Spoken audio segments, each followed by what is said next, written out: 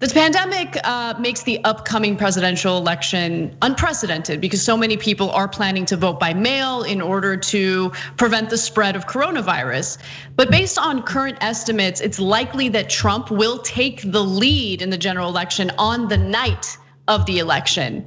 And then as the mail-in votes, the very valid mail-in votes are counted in coming days, Biden is likely to take the lead. Now, many people are worried about that because it could lead to some unrest. It could lead to Donald Trump not accepting the results of the election and declaring himself the winner on the night of the general election.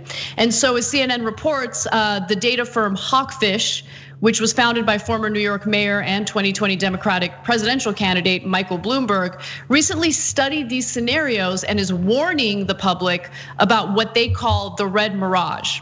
According to their analysis, a Biden blowout could look like a comfortable Trump win on election night based on partial results that come in quickly from in-person polling places that don't reflect millions of mail-in ballots that are still getting processed or haven't arrived.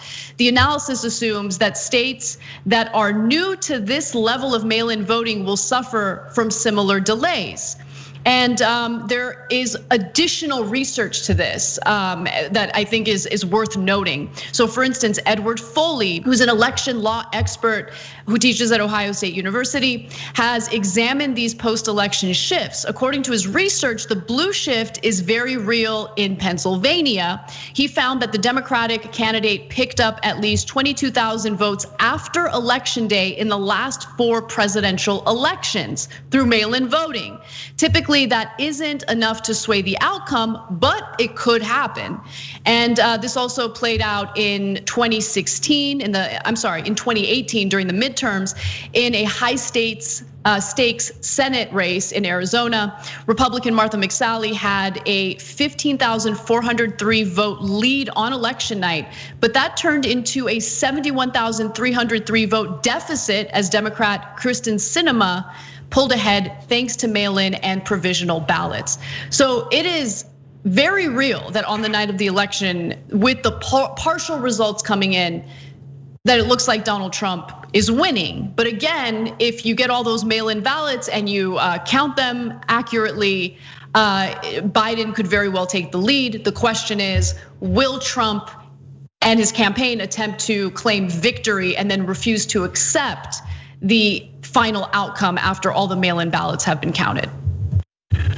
So one of our members just wrote in, Cousin Vinny, basically their plan is to steal the election, is to do what Michael Scott did in the basketball game against the Warehouse. Wait till you have a lead, cry foul, then stop the game and claim victory.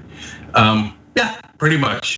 By the way, tyt.com/join, and we read some of those comments. As I explained just a little while ago in the show, in Pennsylvania, Democrats have nearly 600,000 advantage in voters who have requested mail-in ballots. So now a huge question is how quickly they count those mail-in ballots. We just had an election in Massachusetts, a primary that we covered earlier in the week. Ryan Graham and I did, and the good news is they counted fairly quickly. And they had a ton of mail-in ballots, and the mail-in ballots increased the amount of people voting by 2-fold since the last primary election in Massachusetts for the Senate race. So that's gigantic. So that's good, that's really good. There's more people voting, okay? The bad news is in the election that was closest, it appeared that the more progressive candidate was going to win on election night. And when the mail-in ballots came in, it turned out the more conservative Democrat is now in the lead. Now they haven't stopped counting in that particular race in Massachusetts 4th district, but look at that. So that's just between Democrats. Our side, the progressive side, winds up being on the short end of that, but we don't think that they're cheating. We think that they're just counting mail-in ballots, and the mail-in ballots happen to go in that direction. But if the election is that close to the national level, and Massachusetts was actually pretty good about counting pretty quickly. You have some states that are super bad at it. This could drag on for a long time. And meanwhile, you know what the Republicans do? They did it in 2000. This time they'll do it on steroids. We won. Cancel the election, cancel the voting. Don't count. Besides which, mail-in is all illegal. No. The mail-ins that you counted from Republicans, they're already counted, too late. The ones from coming in from Democrats, no, they're all fraudulent. And so, look, I'm still hopeful that the election is going to be a big enough blowout that Biden's going to win on election day, and it's going to be over because Trump is in the polling. He's just getting clowned, and it gets worse every day. And I've always believed he just doesn't have it in him. And the next 2 months, I think, will be a disaster for Trump. But if I'm in any way wrong, and it's within 3 points, and even if Biden wins, there's 1,000 different ways they're going to try to steal it. Yeah, and so let me give you those details from Nate Silver, because he claims that in order for Biden to have the highest chances of beating Trump in the Electoral College, he needs to win by a wider margin in the popular vote. He tweeted, "You'll sometimes see people say stuff like Biden must win the popular vote by 3 points or he's toast. Not true. At 2 to 3 points, the Electoral College is actually a toss-up, not necessarily a Trump win. The Electoral College is not really safe for Biden unless he wins by 5+ points."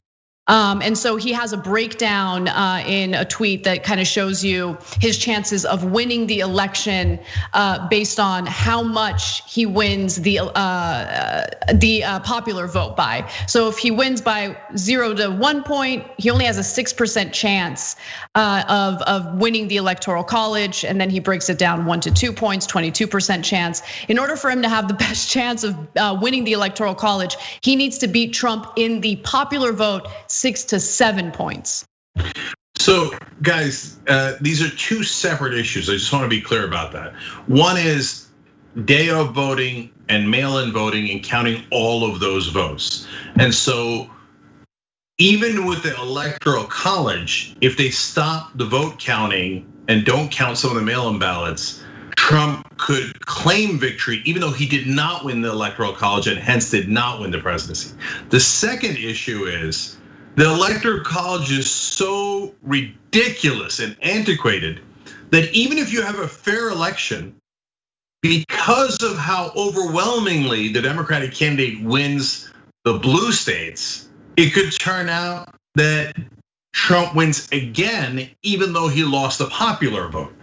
So in that situation, I mean, look at how absurd it is. If Biden wins by 1%, the popular vote, more people vote. By the way, 1% is, could be as high as 1 million votes. If he wins by 1 million votes, he has a 94% chance of losing the Electoral College and not being president. That's insane. That's insane. Now, 2 out of the last 5 elections have been reversed. The person who got more votes who did not wind up becoming president, both Al Gore and then obviously Hillary Clinton. And so Democrats have said nary a word. The weakest party in American history, total cowards, totally feckless, and just get steamrolled. Now, why do I say that? Because everybody always just throws up their hands. The feckless Democrats go, there's nothing we can do. Now imagine if Republicans had won the popular vote several times and did not become president in modern history. And in 2016, they won by 3 million votes as Hillary Clinton did. And they did not become president. The Republicans would light the place on fire. What do you think Trump would do? What do you think Mitch McConnell would do? They would tear everything down and say, hell no, more people voted for us. What kind of democracy is this? And they would make sure that they would get rid of the Electoral College. The Democrats bow their heads. And now we're walking into yet another election on Electoral College alone, where if we win by 3 points, we might still lose. Because the Democrats did nothing to fight back. Idiots. Thanks for watching The Young Turks, really appreciate it. Another way to show support is through YouTube memberships. You'll get to interact with us more. There's live chat emojis, badges. You've got emojis of me, Anna, John, JR. So those are super fun. But you also get playback of our exclusive member-only shows and specials right after they air. So all of that, all you gotta do is click that join button right underneath the video. Thank you.